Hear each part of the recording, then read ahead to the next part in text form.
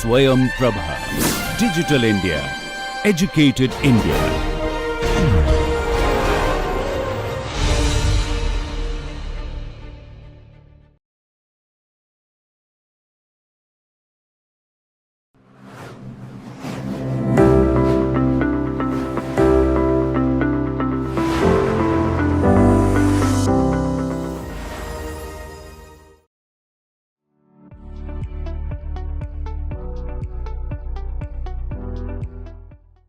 Hello everyone, welcome to my lecture. So today we are going to talk about taxation and public policy. So in our previous lecture, if you remember, that we already introduced the concept of taxation and the role of taxation while framing the public policy. Especially we wanted to understand from where the tax comes and then how it spends, and this is where the role of government is very important.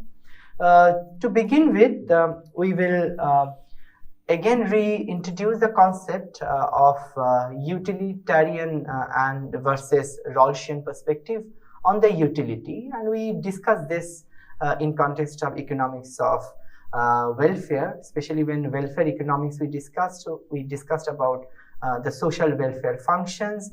In the social welfare functions, we also discussed how it comes from the efficiencies point of view. So in economic efficiency, when we spoke about in economic efficiency, it is all about how resource allocation happens, and there we spoke about how efficient outcome, or especially economic efficient outcome can come. So in that particular debate, if you recollect, we actually whole concept we actually began from Pareto efficiency, and in Pareto's efficiency in our last class also we discussed, and in Pareto's efficiencies context we also spoke about Pareto principles. So in utilitarianism context, so the aim for this is like to maximize the total welfare. And then total welfare, how we understood that social welfare's point of view, that sum of all the individuals' utilities. And if you recollect, we did total utility as sum of utility that we derive from, say, total number of population, and which is say n, small n is the total number, then summation of this utility that we consider as a total welfare. So progressive taxation, in this context we discussed, and then in progressive taxation, that we already know that the rich lose less welfare per dollar taxed or per rupees taxed, and limitation is like must consider effects on effort and income generation. So in progressive taxation, we also understand that rich people will pay more taxes as compared to poor people, and this is how the redistribution, one of the redistribution methods that we understand. So practical rule in this particular case is equalize across individuals. That is certainly is one of the challenging issues in the tax revenue collections, and also in the tax government expenditures through the revenue collections. So now when we see from economics point of view, like changes in the total utility due to changes in the revenue. So here revenue could be total tax collections, like tax revenue. So what is the changes that is happening in the total utility, which we can consider as social welfare function, or total utility, like social welfare utility. And then that change is happening due to changes in the revenue collections, like when if T is a total tax collection, and if T1 is a total tax collection at period 1, and T2 is tax collection at period 2, then what is the difference? I mean, if changes in the revenue, tax revenue, like T2 minus T1, what is the changes that is happening in the overall utility? So that utility definitely it will be through government expenditures. So where government is spending, so if it is through redistributive welfare policies, then we will try to understand what is the overall social or economic changes that had happened due to changes in the tax collections or due to changes in the tax revenue collections, right? So that is the one way to understand this utilitarian approach when we try to understand overall, utility from taxation's point of view. So now from Rawlsian approach we already discussed.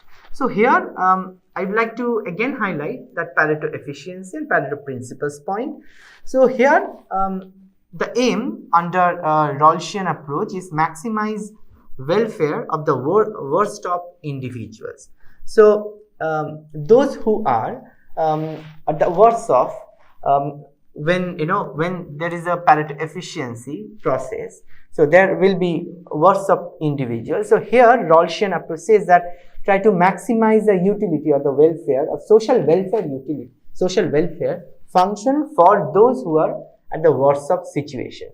So that is already we try to understand, and we also give that the objective should be the minimizing the worst of conditions. So that is very important. So it suggests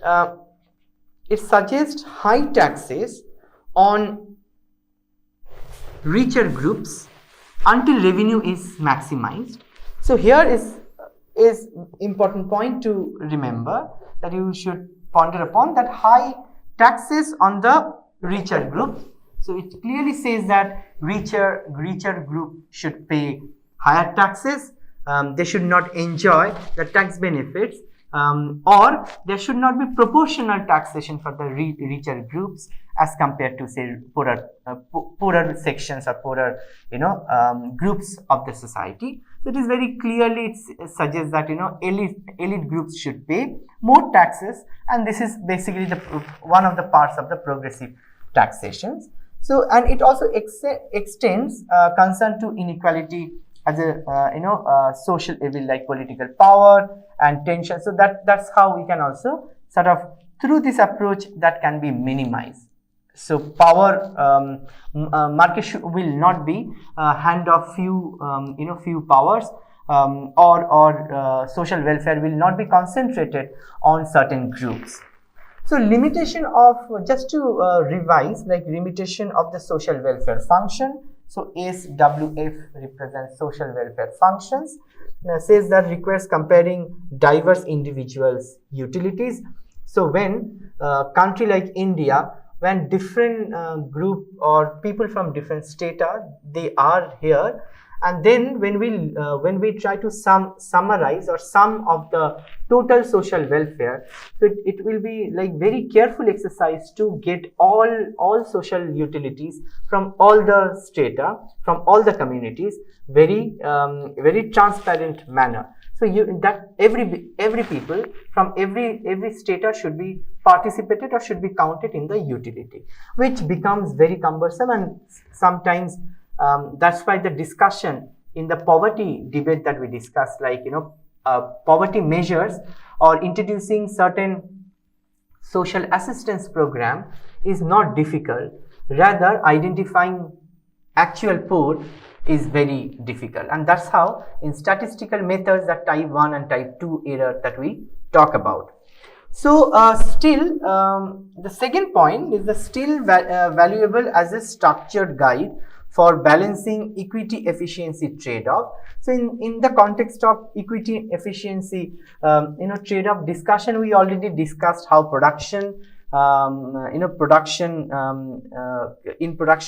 equity and efficiency takes place, and also in case of product mix case. So where we already discussed where utility frontier curve and then social welfare functions, which is getting represented by the social indifference curve, and that's how we get the tangent point, which is socially optimal point.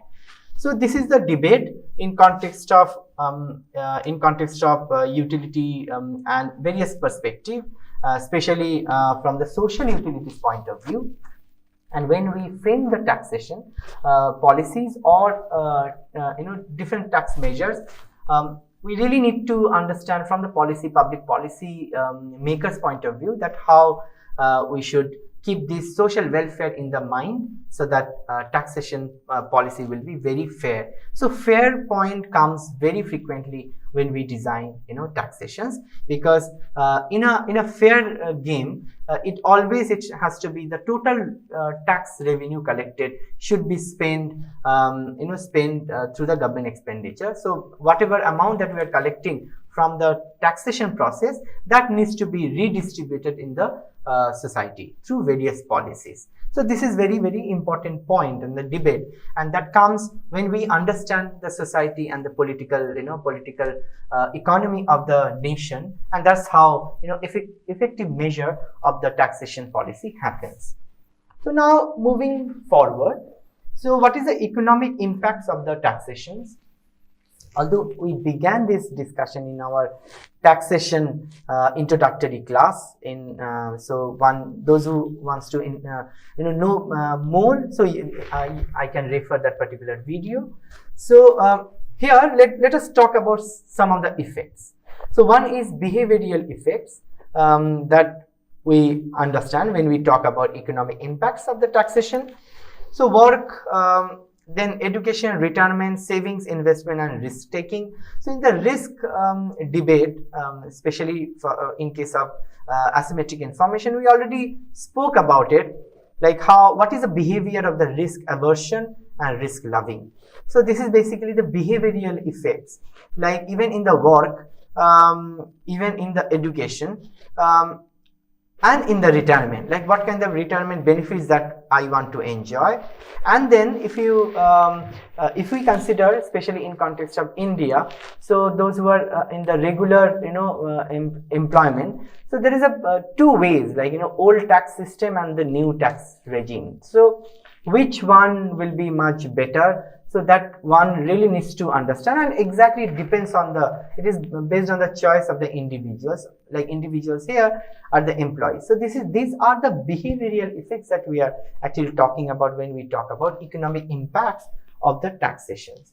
So now financial effects. So financial structure of the firms also plays very important. For instance, if I take an example, like social security, or say overall workers, insurance for the workers and their family.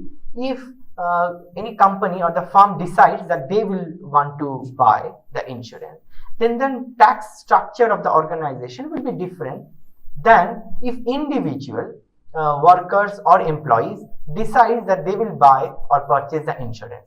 Then the taxation system and the structure will be different. So financial effects are very important role here, especially financial structure, and therefore although from insurance point of view, maybe whether you decide as an individual or your company decides as an individual, the sum insured amount will be say 5 lakhs rupees for the per family, like family of one employee. So from policy's point of view, doesn't make any sense. But then whether you buy by yourself or your company or organization buys for yourself, then there is a entire different structure or entire different tax structure happens. So now organizational effects are also important here. Corporations versus unincorporated enterprises. So how big corporations, organizations, and how organization perceive the taxes, that also plays very important role. So general equilibrium effects, partial equilibrium model and versus general equilibrium model in economics. As a student of economics, we actually know what does that mean. So partial economics is basically one market at a time. General equilibrium, if simultaneous couple of markets are actually playing, and then what would be the impact of the others. So often important indirect effects actually comes through such broad-based taxes.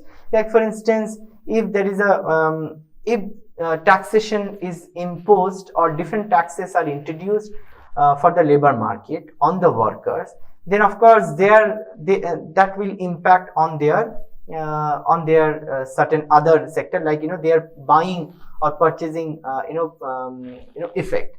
or behavior, like how they will buy the different goods and services, because due to higher taxes taxes on their income, then of course their consumption pattern will be changing, and since consumption pattern will be changing, then different other markets for goods and commodities also will be changed. So general equilibrium effects also will be there, and therefore this changes on the taxes on one sector has other spillover effects on the other markets. So announcement effects and capitalizations. This is like an old tax is a good tax. The debate, like I have given already one example of old tax regime versus new tax regime, especially on the direct taxes, direct taxation system in our in Indian economy. And also future taxes on an asset are reflected in the price of the asset, of course, like how much taxes will be imposed in anticipation. The future price of the asset will also be changed. So one can also in the whole debate, like especially on the organization effects and also from general equilibrium effects, or say financial effects. So one can actually take the example of say GST. So when GST was introduced at the organizational level, so entire balance sheet, there was a lot of changes that had happened, especially micro, small industries. They also had to reorient themselves in terms of this introduction of these taxes.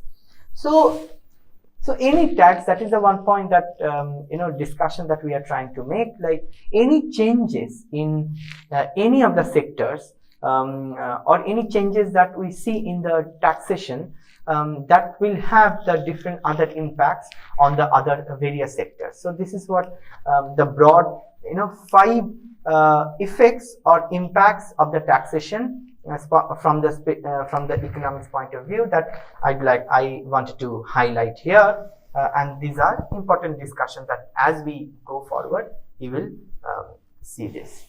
So now let's move, and that is a two important debate, like tax, whether tax should be imposed on the income or consumption. So that is one, like consumption, we know that based on the consumption taxes will be imposed, and that's how it will be imposed on various goods and services. And income is a direct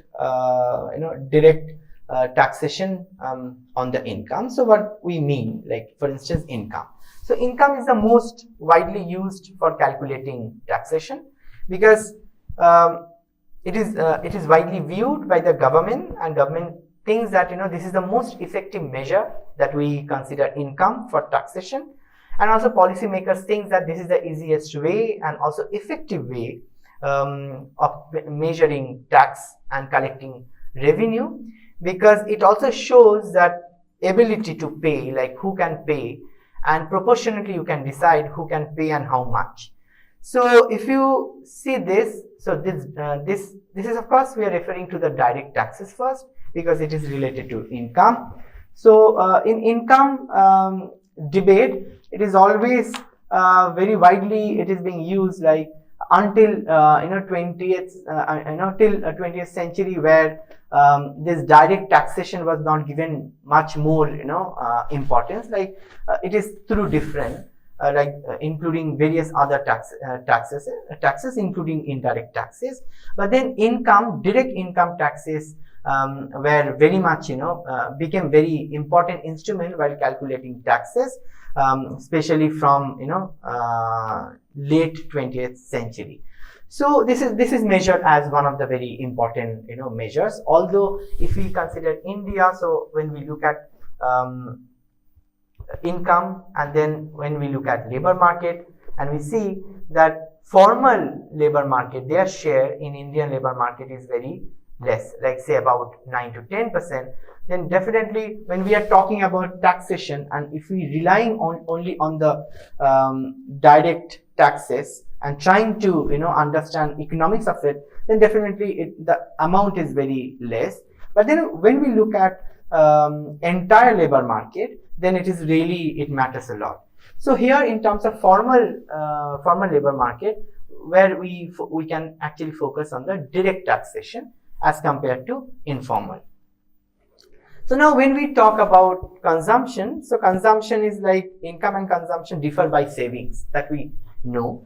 And if you recollect from our previous lectures, and those who are interested, you can go back to our fiscal policy and also aggregate demand debates, the lectures that I have already shared. So there we already said that macro indicators, components like income is sum of consumptions and savings. So these are the two components, like either you directly impose tax on Y or you impose tax on C. So this Y and C are basically will lead to the savings, and therefore savings will depend on income and consumptions. And we already have seen from our earlier classical growth theory model, we also discussed in this particular course, as well as we also know as a student of economics, like we know that how saving rates are so important for economic growth. So here when we talk about taxation, so whether we want to impose tax on the income or we want to focus taxation based on the consumption. So that actually rely on the that is the process or the methods that one can think of. So now we already know what the present discounted value calculations, the method that we already know. So now let us understand that in how we calculate in context of income and consumption measures, right? So wage, take an example of wage. So wage is very important component. Wage is also cost of production for the producers, but wage also is income for the workers.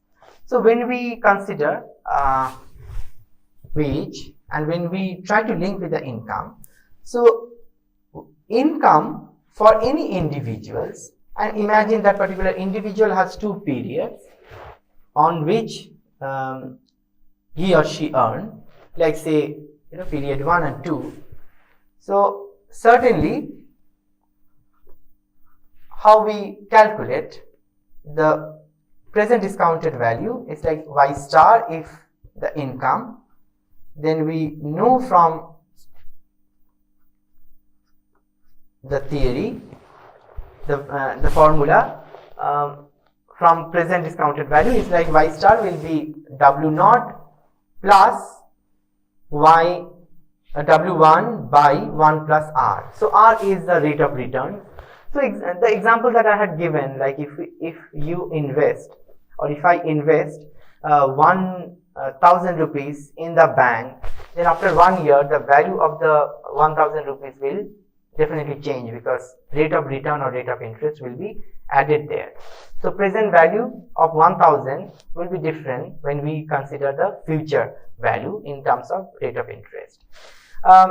Likewise, we also said that even consumption also, we can also try to argue with that. The consumption, present consumption, when we try to calculate depreciations or the rate of interest, rate of return on that, then consumption, present consumption will be different when we consider about the future consumptions. So consumption will come from the income. So say again we are saying that Y star is like C naught plus C1 by 1 plus R. So this is how we kind of view present discounted value in income through wages, like the first say equation 1, and then consumption through C. So what is the saving? Saving is nothing, is basically here, from here, what is saving? So saving is equals to say W naught by C naught and also W1 by C1. So W naught minus C naught is basically the savings at the period naught, like 0, and W1 by minus C1. So that is what in the second period, like in the future. And here we consider only 2 periods. Like period 1, like starting from the first period, like this year, and then we are calculating, what is the value for the next year, like next year. So if we equate this equation 1 and 2, assumption is like, again, I'm reiterating that whatever the amount of income that I will earn through my wages, that means that entire amount will be consumed. So if we look at from equation 1 and 2, so it's basically it will become equals to the equation 1 and 2 will be equals to each other. Then we see like W naught plus W1 by 1 plus R equals to C naught plus C1 by 1 plus R. So if we rearrange a bit, then we see W naught minus C naught plus W1 by 1 plus R equals to C1 by 1 plus R. Then here we can see W naught minus C naught by 1 plus R plus W1 equals to C1. Let us assume that way. So if we put this as equation 3, and you can see the total cost for the next period will be equals to the wage rate of present period, like time 1, plus the gap, like between, the savings mainly, Y naught minus C naught, multiply by 1 plus R, like rate of return on the rate of return on wage, or rate of return on the cost function that we are trying to put it here. So this is one of the methods through which we actually calculate in when we think about present discounted value, when we look at income and consumption from 2 periods, and this is how we calculate.